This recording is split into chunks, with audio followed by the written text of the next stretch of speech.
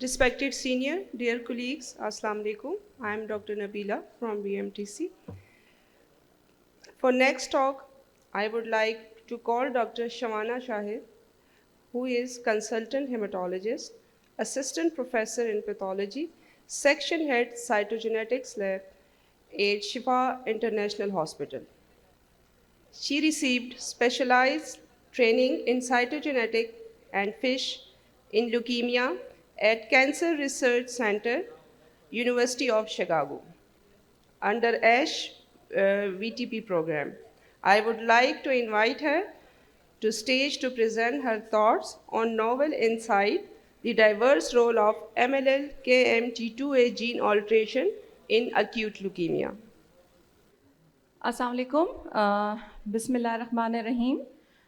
Dear colleagues, it gives me an immense pleasure to stand before such an esteemed audience to share my experience on the role of MLL gene alterations in the acute leukemia. My talk will include brief introduction of MLL gene alterations and its pathogenesis. I will also share our experience and clinical impact of MLL gene alterations at Shifa International Hospital. Then I'll briefly describe the treatment modalities. Before I start, let me share an interesting case of a young female diagnosed as precursor B acute lymphoblastic leukemia in March 2022. After comprehensive testing, we found out that the patient was having MLL gene amplifications by FISH. Remission was achieved by standard hyper-CVAD chemotherapy. She was evaluated in MDTs and literature search for the possible role of transplant. But due to lack of data, she was kept on follow-up. Unfortunately, in December 2022, patient MRD was positive, and which after 1 month, it rises up to 0.43%. Then it was decided that she will go under HLA matched sibling transplant, which was successfully done in March 2023.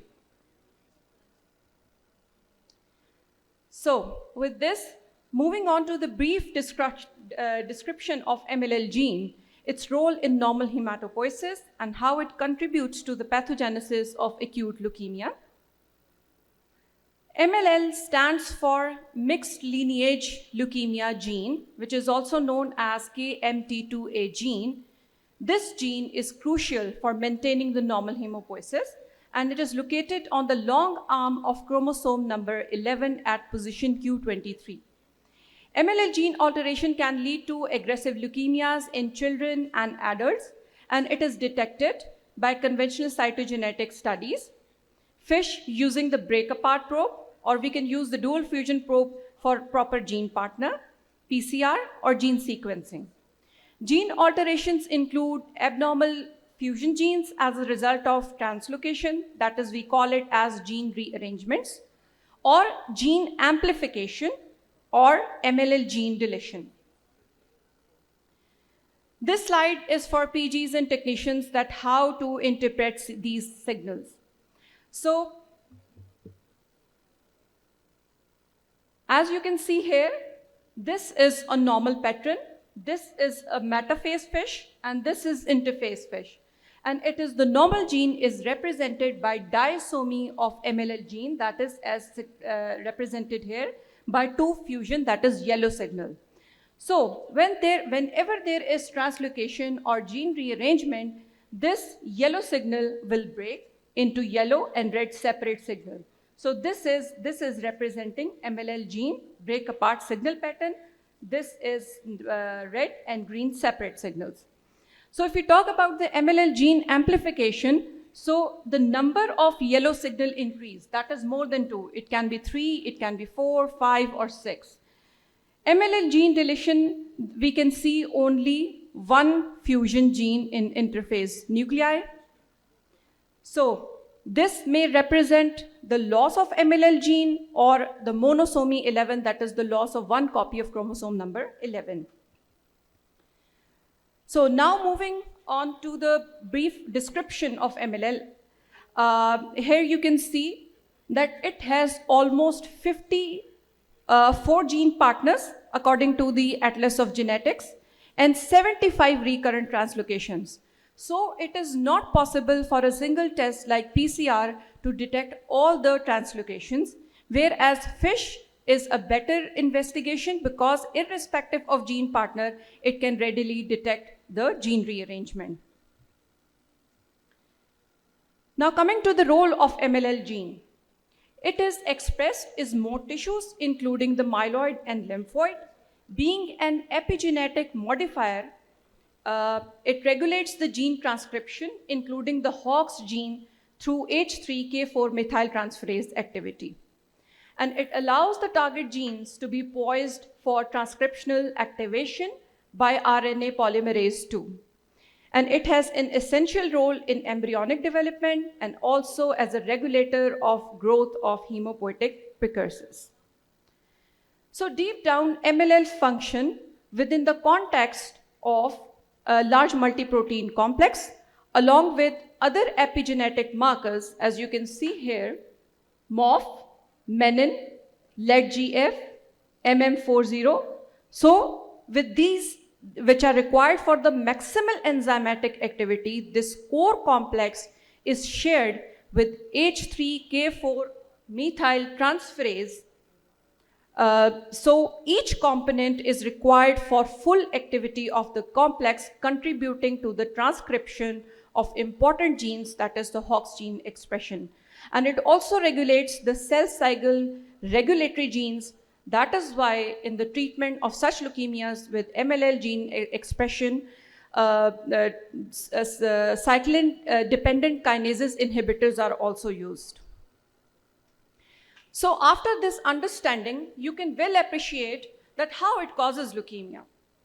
Genetic alterations cause transcription, reprogramming, altering the transcriptional factors, leading to the sustained expression of Hox gene that affects the normal hematopoiesis. Thus, it stalled the differentiation and ultimately the oncogenic transformation. So what does this gene amplification do? According to the literature review, a lot of data is coming up on MLL gene amplification because previously it was not even considered. As you can see in the picture, the number of fusion signal is more than 2, but there is no break-apart signal detected. This finding is now believed to be associated with aggressive clinical course, post-response to treatment, and short survival with the median survival of 2 to 3 months, especially in elderly patients. So what happens is, whenever there is gene amplification, there is RNA overexpression due to increased copy numbers and co-amplification of certain genes in the flanking region, which is associated with the functional P53 loss due to deletion or mutation, and it further leads to the rapid progression and dismal outcome. So this latest article, which is published in Blood, emphasizes on the same fact regarding MLL gene amplification. As you can see here, there are multiple gene signals, further warranting the clinical trial approach. Now moving on to the brief, to our experience, that what we experienced in Shifa International Hospital. 154 newly diagnosed acute leukemia patients were followed who had MLL gene alterations demonstrated by FISH. And the median age was 19 years, and we followed up the patient with a median of 6.2 months. Out of 154 patients, 27 patients had abnormal signal gene pattern, MLL gene pattern by FISH. 12 cases had MLL gene rearrangement, that is the break apart signal, that is the breaking of red and green signal. 11 had gene amplifications, there were 3 fusions, 4 fusions, 6 fusions, and just 4 patients had gene deletion.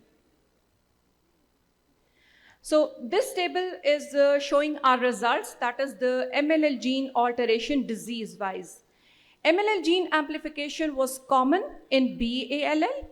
MLL gene rearrangement was encountered more in AML, especially the monocytic type.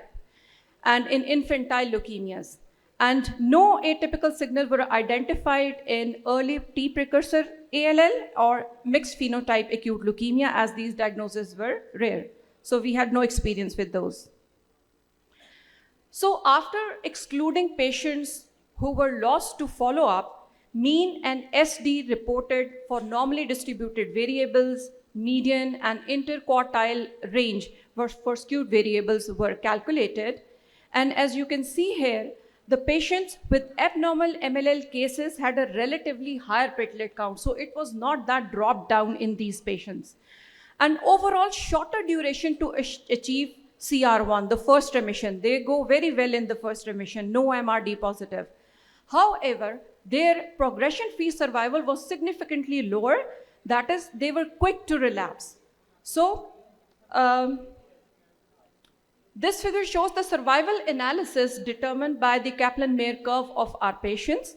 The overall survival of patients with normal MLL gene status by FISH is represented by the blue line, and the survival of patients with the abnormal FISH for MLL gene is represented by the red line, as you can see here. So MLL gene is represented by the red line, and the survival of this red line, as you can see here, is significantly less than those classified as normal. So this indicates that FISH MLL gene is associated with clear-cut poor outcome. So based on these results, what was the clinical outcome? So 2 patients were successfully transplanted with MLL gene rearrangement. 2 of our patients, 3 patients had MRD positive, as they were planned for transplant as well, and 1 patient expired and 6 lost follow-up. Almost done. With the MLL gene amplification, we had 1 patient who has been transplanted successfully, as I've shown, and 1 patient expired during pre-transplant assessment, and 2 had recently MRD positive and they have been planned for transplant, and 2 are in remission, 2 new cases and are being follow-up, and 3 lost follow-up. So gene deletion, we had 3 cases with MRD positive by flow cytometry, although their bone marrow is in morphological remission, and 1 case had lot follow-up. So due to very lacking of data, we are still following the patients.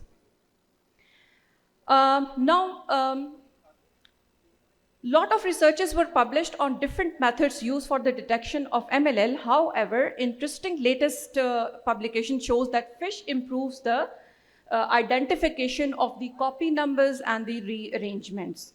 So this is a very good study. And they have studied almost 269 patients. And regarding the treatment modalities, lot of clinical trials are going on. And the various treatment modalities have been tried, like BET, DOT, SET, LET-GF inhibitors. DOT1L previously showed a very promising results, but now the upcoming data showed the failure of these DOT1 inhibitors, including the cyclin-dependent inhibitors like flavopiridol. But the role of IRAK inhibitors is still under study, and they are especially effective in patients with translocation 911. So in the end, I would like to say that MLL gene rearrangement and gene amplification are associated with poor outcome. Therefore, hematopoietic stem cell transplant should be considered after CR1. And as I have shown you in the success story I have shared earlier, that difficult decisions can lead to successful outcome even when we don't have enough clinical data. Scarce data is available on the prognosis of MLL gene deletion. More data is required to define the treatment modalities. And in the end, I would like to say that FISH is an important tool to detect MLL gene rearrangement and copy number variables. Thank you.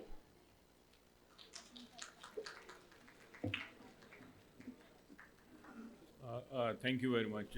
Very enlightening talk. Thanks. I have just one query about, if you can go back to that chart where you have compared the outcomes of patient with MLL gene rearrangement and those who were normal. So the time to CR1 was 4 in MLL patients, and Sir. it was 20 months Sir, to achieve CR in other patients. sir. Is it a typographical error or No, was sir. it actually Sir, like we actually took out all the data, and this was really very surprising to us as well. To achieve CR1 in patients with MLL gene rearrangement was much better than those without MLL of course, rearrangement. but what I want to ask you, Sir, it 20 months is almost 2 years to Sir. achieve first CR. sir. It can't take that long. Whatever is the case, either you give it up, or you start doing something else, Sir. or you keep on pursuing them till they achieve CR1 for 20 months. Sir, that might be possibility, sir. Our data size was low. We are still working on it because there was a very drastic difference that CR1 achievement in patients with MLL rearrangement was Mean quite well than those with, because we have patients, because in this case, we have just studied the MLL gene rearrangement rather than other Philadelphia positive and other factors. So we just compared the patients with MLL gene negative and positive. So we had patients in which there were no extra high risk genetic abnormalities were present. Especially we had a larger group of patients with precursor BLL in these patients, not the AML, not the other type of leukemias. So that was really surprising on our part, like, but we are still working on it. That this was surprising for us. Thank you. Also, thank you, sir.